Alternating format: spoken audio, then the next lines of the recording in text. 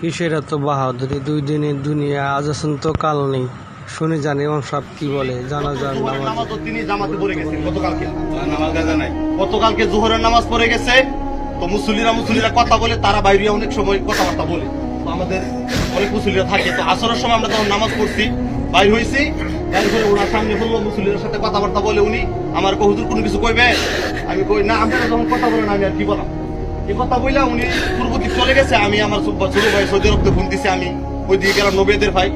হঠাৎ করে মনটার মধ্যে একটা কি জানি একটা ধারণা এলো, আমি না নবী যায় না, সামনে দিকে কথা বলতে বলতে আইলাম। এমনি উনি আসতেছে, উনার ভিতরে যে ভয় দেখলাম আমি দেখলাম যে মানুষের মৃত্যুর আগে যে মানুষের চোখ আর চেহারা আগুনের মতো যে লাল রক্তের যে একটা চিহ্ন।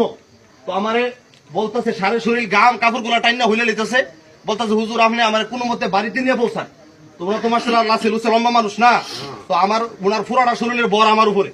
আমি উনারে হাতে দইরা উনার বাড়ি পর্যন্ত পৌঁছে, আমার লম্বা করে শোয়ার সময় নাই। আমি বলি, আরে আমরা প্রেশারটা একটু নাপ দিই না, সমস্যা হয়েছে কিনা। এরপরে মুখ দিয়া লুল টুল ছাইরা মনে করেন যে আমিও রুল মুছতে মুছতে আমার জীবন শেষ। আর ওনার মনে করতে ভূতের বয়স যারা আছে তারা মাথা পানি দিতে সিনজি আনলাম, ফোন দিয়ে আইন না সিম্বি ফারিছি বলে সময় কি কথা কর না, সময় কি সময়টা কিন্তু আধা ঘন্টা 20 মিনিটের ভিতরে ওই সময়টা মাগরিবের আড্ডা। মানে দইরা বাড়িতে নিলাম, মুখ দিয়া লুল টুল পানি দিলাম, গাড়ি তুললাম, সিম্বি ফারিয়া কি। এই কথাটা কেন বললাম?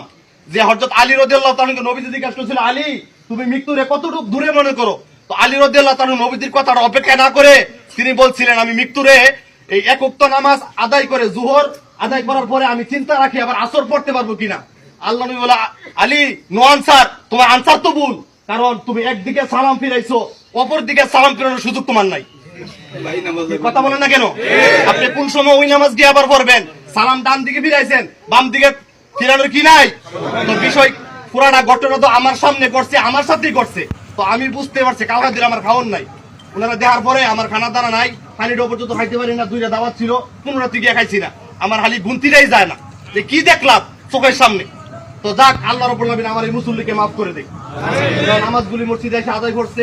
এরপরে জিজ্ঞাসা বলে, হুজুর আমি তো ফাউর হাডুর কারণে সেজদা দিতে পারি না, বইয়া ফল লইবুনি। আমি হ্যাঁ, সমস্যাটা আমি বাড়িতেও করতে পারে, সুযোগ তারা মসজিদে আসবে।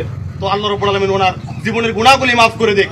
সর্বশেষ যে কথাটা বলি, যুক্তার আযাব কবরে রাখার পরে কত জনম কবরে থাকবে, মাওলানা রফিকুল ইসলাম সেই এই কথাটা বলতেন জানাজার নামাজে, যে কত জনম কবরে থাকবো আমরা কেউ জানি না। আজকের থেকে কবরের জীবন শুরু, আলমে বরজখের জীবন। আল্লাহ যেন ওনার জীবনের গুনাহগুলি মাফ করে, কবর আযাব যেন আল্লাহ রাব্বুল আলামিন চিরতরে ক্ষমা করে দেবেন। আমি এখন জানাজা শুরু হচ্ছে। যারা